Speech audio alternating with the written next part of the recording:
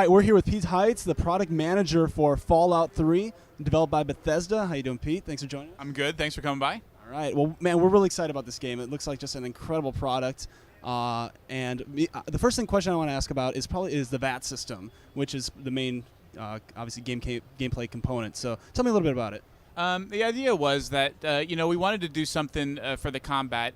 We felt like the original game had this turn-based thing, and we wanted to do something that captured the tactics of that mode, but still moved things forward without slowing it down too much every single time you came across an enemy. And so what we came up with was, having combat be in real time, but whenever you want, you can go into this pause mode, and you've got the ability to stop time and queue up moves, target different body parts, target multiple enemies, just like you could in the original games, and then have that all played back to you in a cinematic fashion. So that not only is it tactical, but it's also a bit of fun. You get some cool deaths and cool camera angles, and it sort of mixes up the combat and allows you to really choose when you want to do it.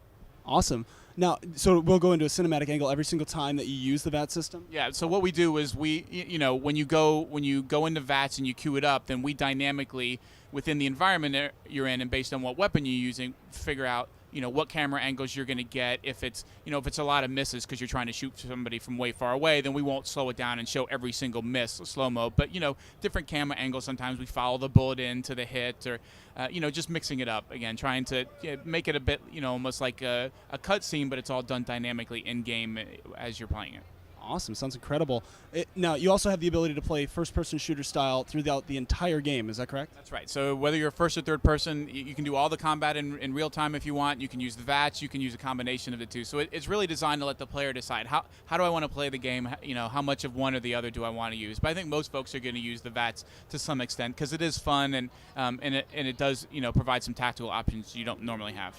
Okay, sweet. How would you compare the controls scheme of the first-person shooting to another first-person shooter on the market? Is it more tactical, like a Rainbow Six Vegas, or is it like a BioShock, or is it more Twitch, like an Unreal Tournament? Is there anything that you could compare it to? I don't know if I would. I mean, it's pretty sort of simple, straightforward. You're not attaching the objects or anything like that. It's more basic first-person shooter controls. You mentioned BioShock, probably along the lines of something like that, where you're deciding what kind of weapons you want to use, what kind of weapons your character is good at, based on what skills you've improved as you've leveled up.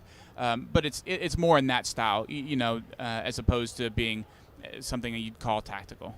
Okay, sweet. Now, you guys worked on Oblivion before this game. That's right? That's right. That's the last big one that this studio worked on. Okay, sweet. And now, how big is the area that you get to go out and adventure in, essentially, compared to the world of Oblivion? It's probably a bit smaller, but it's sort of a different beast in that in Oblivion, when you started the game, you knew where all these cities were, and so you could instantly fast travel to them and then explore out from those cities. So it allowed you to get to different parts of the map much more quickly.